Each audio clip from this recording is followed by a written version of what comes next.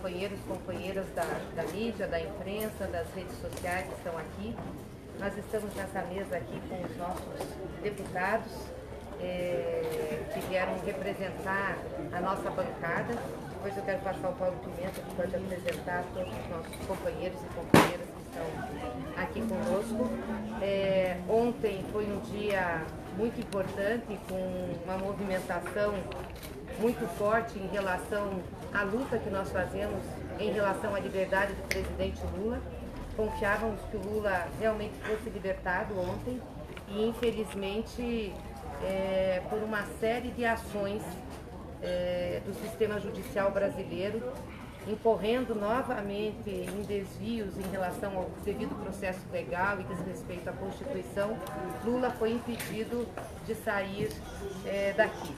É a segunda vez que nós temos um habeas corpus que beneficia o presidente Lula e ele é impedido de sair da prisão, que no nosso entendimento é muito grave e depõe contra a respeitabilidade do próprio Poder Judiciário. O que nós vimos ontem foi uma articulação forte do sistema brasileiro para não deixar Lula ser libertado.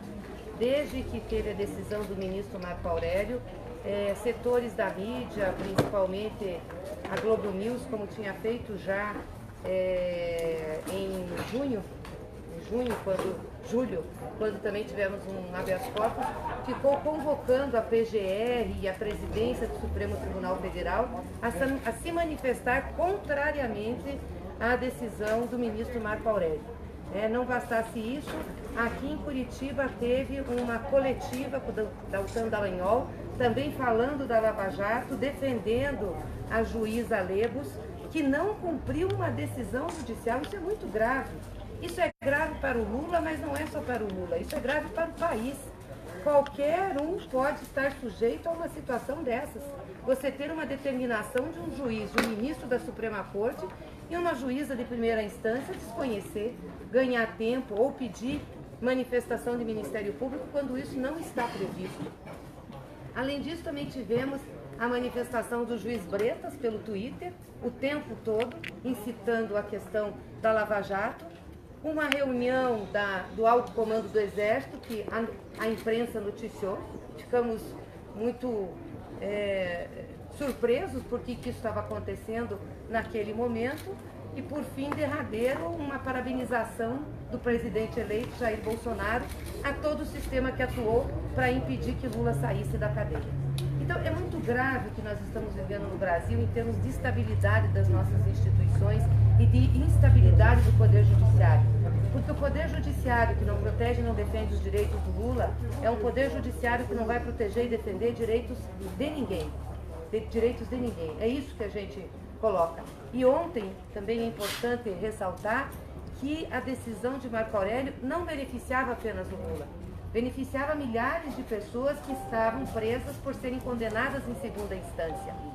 E é surpreendente que a PGR, a Raquel Dodge, tenha feito um recurso apenas relacionado ao presidente Lula, personalíssimo, dentro de uma decisão que incluía milhares de pessoas. Isso fica evidente, fica patente a perseguição de Lula. Do ponto de vista internacional, é um vexame para o Brasil, para o sistema judiciário brasileiro. Aliás, nós temos recebido solidariedade de juristas internacionais, de movimentos internacionais, e as pessoas querem saber por que isso está acontecendo. Ontem, veículos de comunicação conversaram com o Dr. Cristiano, internacionais, e queriam que ele dissesse: é isso mesmo? Uma juíza de primeira instância não obedeceu a uma determinação do Supremo Tribunal Federal? Ele teve que dizer: é isso mesmo, ela não obedeceu. Ela fez onda, não deixou, foi pedir oitiva de quem não podia para não acontecer. Ou seja, nós tivemos uma repetição de julho, então é importante dizer que isso não afeta só o presidente Lula, mas com certeza o presidente Lula incomoda muito a turma que está aí e que se apoderou do Brasil. Ele, eu não tenho dúvidas, é a antítese do que essa gente vai fazer com o povo brasileiro. E por isso, a neurose deles em manter Lula preso, em manter Lula aqui, sob qualquer situação. Nós lamentamos muito isso, vamos continuar na luta, vamos reforçar nossa mobilização. Temos já uma mobilização do Natal com Lula, tem muita gente vindo para cá, passar o Natal com Lula, estamos chamando a nossa militância, como também o Ano Novo. Se pensávamos que nós íamos desistir dessa luta, estão redondamente enganados. Lula é a centralidade da nossa política de oposição. Ele é a expressão da oposição que iremos fazer ao governo de Jair Bolsonaro. A oposição à retirada de direitos, aos retrocessos e conquistas democráticas, a oposição a esse sistema liberal que eles querem, de economia liberal, que eles querem implantar no Brasil. Pessoal, quero, em primeiro lugar, agradecer a todos vocês pela presença aqui. Nós estamos aqui hoje com uma representação da bancada do nosso partido na Câmara dos Deputados. O outro grupo de parlamentares estará aqui também no dia 27, além das presenças do dia do Natal com Lula e do Ano Novo com Lula. Quero apresentar para vocês o deputado Pedro Kizai, deputado do estado de Santa Catarina, deputado Leonardo Monteiro, deputado do estado de Minas Gerais, deputado Afonso Florense, colega deputado do estado da Bahia, nossa deputada do Rio de Janeiro, deputada Benedita da Silva, deputado Paulo Teixeira, nosso deputado do estado de São Paulo.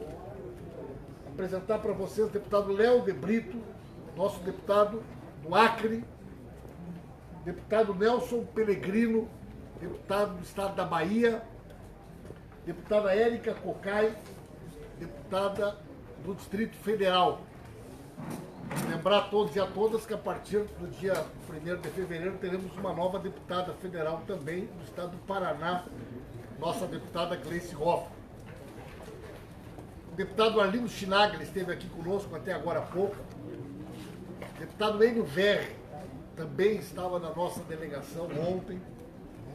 E 2 colegas deputados não puderam vir hoje pela manhã em função de um problema que deu no aeroporto em Minas Gerais. Deputada Margarida Salomão e deputado Miguel Correia, que pediram que nós justificássemos aqui. A presença da nossa bancada aqui hoje, pessoal, tem em primeiro lugar o sentido de reafirmar a nossa confiança na inocência do presidente Lula e reafirmar o nosso compromisso enquanto bancada de continuarmos lutando pela liberdade do presidente Lula. O que aconteceu ontem não pode ser tratado, não pode ser considerado um fato qualquer. Nós já tínhamos vivenciado no Brasil uma situação muito grave quando foi concedido aquele habeas corpus por um desembargador do TRF4 e o juiz Sérgio Moro, de férias, de maneira ilegal, interferiu no processo, de maneira absolutamente ilegal, o juiz de primeira instância que resolveu não cumprir uma decisão de um tribunal. Agora, o que aconteceu ontem não há similar no Brasil. Nós tivemos uma decisão de um ministro da Suprema Corte. E é bom que vocês lembrem que essas decisões são tomadas toda hora. Toda hora a gente vê notícias de decisões liminares de ministros do Supremo Tribunal Federal. As pessoas concordam ou não concordam. Mas o fato é que nunca antes de ontem, uma juíza de primeira instância recebeu a comunicação. Os advogados da defesa do presidente Lula estiveram com a juíza, comunicaram da decisão do STF e ela claramente decidiu não cumprir, alegando que precisavam ouvir o Ministério Público Federal. Olha, gente, todo mundo sabe que aquilo foi uma artimanha para ganhar tempo. Então, é ilegal o que nós assistimos ontem. É ilegal a maneira como a Lava Jato se articula como um poder paralelo. Os procuradores da Lava Jato, os juízes que atuam, esquemas com órgãos de comunicação para criar um poder paralelo de pressão e constrangimento para que a lei não seja cumprida com relação ao presidente Lula. Nós temos hoje no Brasil 2 leis. Uma lei que serve para todos e uma lei que serve para o Lula. Qualquer pessoa pode ser considerado um cidadão pleno de direitos no Brasil, menos o Lula. Qualquer tribunal pode tomar uma decisão de colocar em liberdade qualquer cidadão, menos o Lula. Qualquer ministro do Supremo Tribunal Federal pode decidir o que quiser, menos com relação ao presidente Lula. E quando isso ocorre, pessoal, quando a lei vale para todos, mas não vale para alguns, é o que a gente caracteriza estado de exceção. Um estado de exceção existe num país quando a lei ela é diferente na sua execução e passa a tratar algumas pessoas de maneira a que elas não sejam plenas dos direitos previstos na Constituição. Ontem, mais uma vez, ficou caracterizado que o presidente Lula é um preso político, sem crime, sem provas. E quero concluir aqui dizendo para vocês que se vocês olharem hoje os jornais, os principais jornais do mundo inteiro, há um clima de perplexidade. Qualquer estudante do primeiro semestre de Direito, de qualquer faculdade do mundo, sabe que jamais uma juíza de primeira instância pode se negar a cumprir uma decisão de um tribunal, ainda mais de um ministro da Suprema Corte.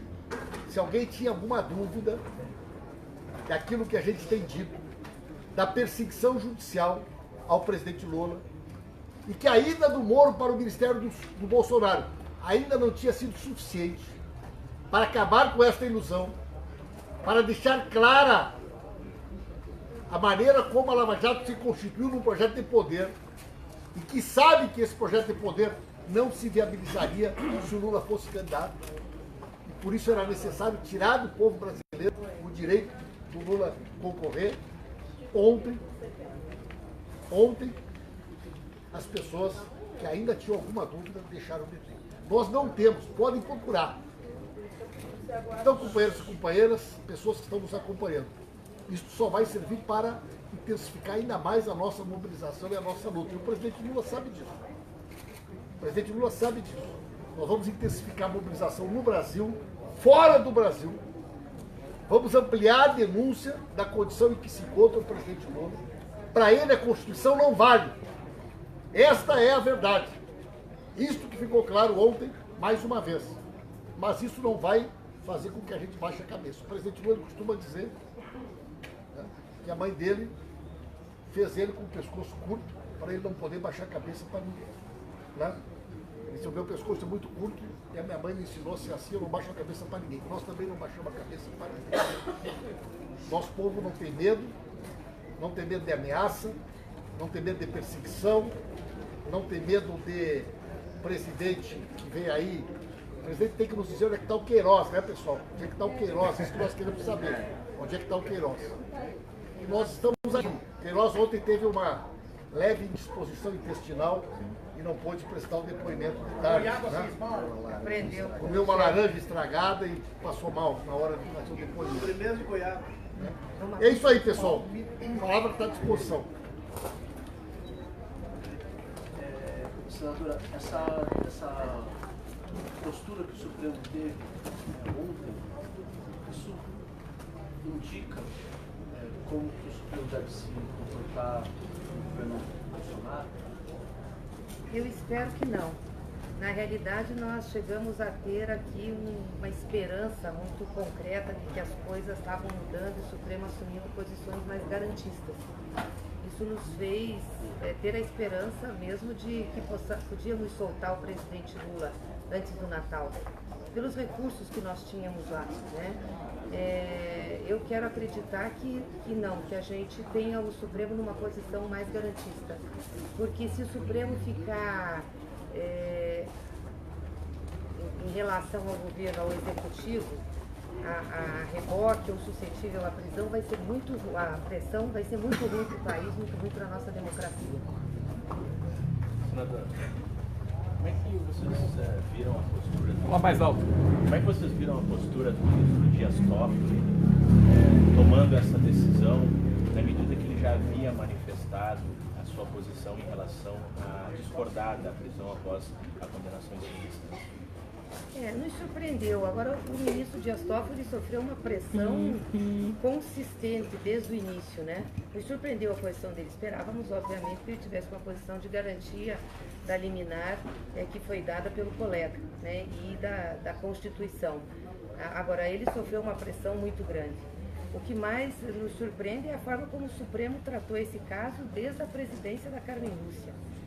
A Carmen Lúcia se recusou a colocar em votação essa matéria, em discussão no plenário essa matéria, e isso ficou claro ontem, enquanto o ministro Marco Aurélio deu sua entrevista. Então, assim, eu tive paciência, esperei quase um ano, por várias vezes solicitei que fosse colocado em pauta, não foi. Eu não podia terminar o ano com a minha consciência pesada, sem ter uma definição, sem dar a minha decisão sobre isso. Né? Então, ou seja, nós tivemos uma construção dentro do Supremo Tribunal Federal sobre essa matéria, embora a maioria tenha se posicionado já favorável à Constituição, contra a prisão em segunda instância, mas tivemos uma construção casuística, né, de um ano para que a matéria não prevalecesse. Então, isso acabou causando essa situação de ontem. Como é que algum de vocês já conversou com o presidente Lula sobre a decisão? Obviamente que ele deve ter visto nas televisões. Como é que foi a reação dele ao saber disso? Como é que foi o dia dele ontem, ali na... Não, nós aqui não estivemos com ele. Quem esteve foi o doutor Cristiano e os advogados que o acompanham aqui. Diz que ele estava tranquilo, estava sereno, estava também cético, dizendo assim, olha, não dá para achar que isso de fato vai acontecer. Já vivenciei uma situação como essa e não acredito que vai ser com uma solução simples assim, de ter uma decisão e me deixarem partir. O presidente Lula está passando por uma série de injustiças e perseguições que o faz ter essa posição. Até para se proteger, inclusive, não sofrer com decisões contrárias a ele. Doutora, a senhora acha que a libertação do presidente Lula vai depender de uma mudança no cenário político? Olha, o Lula diz uma coisa, que a saída do caso dele não é uma saída jurídica, porque tentou-se já tudo o que se pode no mundo judicial, jurídico. É uma saída política. E eu acredito que a política está ficando cada vez mais claro que a prisão do Lula é uma prisão política. Ou seja, eles não querem soltar Lula, têm medo de Lula solto e utilizam de todos os subterfúgios, de toda a forma de burlar o devido processo legal para manter Lula preso. Portanto, nós vamos fazer uma luta e já estamos fazendo uma luta política também pela libertação do presidente. Quem tem mais alguma pergunta, É isso, pessoal? gente? Alguém aqui quer falar? Não? Só uma pergunta com relação a foi dito ali, com relação ao plano de expansão das mobilizações em todo o país, e já emenda uma outra. Vocês acreditam que o movimento pró-Lula vai se fortalecer à medida que Bolsonaro vestir a faixa do presidente, as ações que o governo vai começar a tomar aí? Olha, a luta pela liberdade de Lula, que Lula simboliza, já rompeu fronteiras. É uma luta internacional. Nós não podemos esquecer que tivemos, inclusive, decisões da ONU em relação aos direitos do presidente Lula. E esse processo continua. Inclusive, a ONU deve se manifestar logo novamente sobre essa situação. Então, isso vai fazer uma pressão muito grande sobre o Brasil, sobre o governo brasileiro, e vai torna esse tema de relevância internacional. Então, acreditamos, claro, que com a posse do Bolsonaro, ele deve recrudescer as medidas, né, de sistema policial no Brasil. A ida do Moro para o Ministério da Justiça é isso. Nós vamos ter um sistema policialesco, vai ser um sistema de perseguição. Eu já disse isso e repito, eu temo pelas condições do presidente Lula, temo mesmo pela integridade física dele, inclusive sobre o governo Bolsonaro, pelo que o Bolsonaro já falou e pelos que os seguidores e ministros, enfim, falam. Então isso tem que ficar registrado. Se acontecer alguma coisa ao presidente nas mãos do Estado, ele estando detido, a responsabilidade é do presidente da República, que fez o discurso que fez antes da eleição e continua se referindo de forma depreciativa ao presidente Lula. Mas nós vamos resistir. Nós não temos medo do governo Bolsonaro. Sabemos que vão enfrentar dificuldades, mas o partido está muito coesionado, os movimentos sociais também. temos articulação internacional, então nós vamos resistir. E queremos que as mobilizações realmente cresçam. Nós vamos ter Natal, vamos ter Ano Novo, estamos preparando seminários internacionais, tem o julgamento do presidente dia 10, que já foi marcado, o julgamento da ADC, desculpa, não é do presidente, mas que interessa a ele, dia 10 de abril.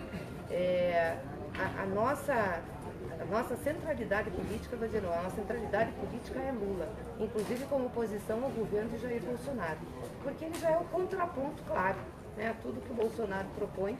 Nós temos a antítese, que é representada por Lula. Só dois registros rápidos aqui. Primeiro, os procuradores federais ontem mentiram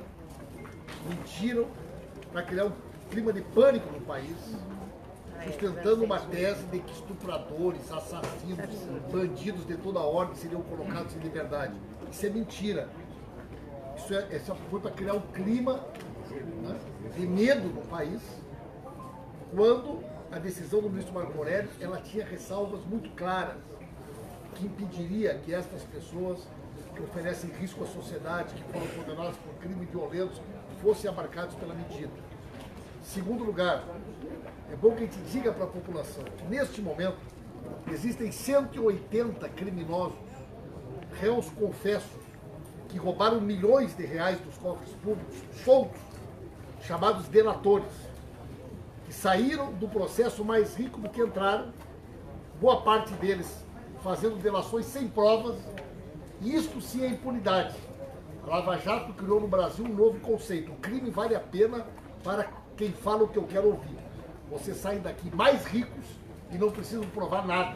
Então, impunidade são esses 180 milionários que estão soltos e vão passar o Natal em casa, dando risada da justiça brasileira e do povo desse país, que paga a conta dos escândalos que eles promoveram e da riqueza que eles ostentam. É isso, gente. Vamos lá? Então, Obrigado. Tchau pra vocês.